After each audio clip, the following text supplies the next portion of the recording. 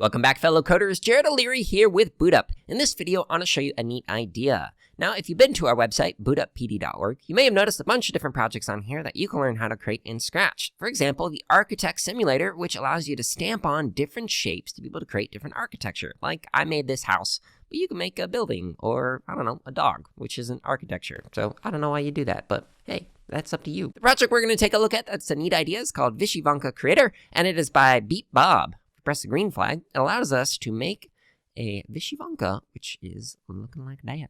So you press the green flag, and you have different designs. You can be like, I want to do, a nice row down here at the bottom, and then I'm going to do 2 lines going around the side, like that, just kind of like over the shoulder. And if I messed up. I can actually click over here, and then I can erase. And then I can continue to add different designs to my Vyshyvanka, which I think is a really neat idea, and which is why I wanted to show it to you, so you can create something like this in Scratch. If you really want to make something like this, which I highly recommend, check out the link in the description, and if you create a neat idea that you'd like us to talk about in a future video, comment below so we can take a look at your project.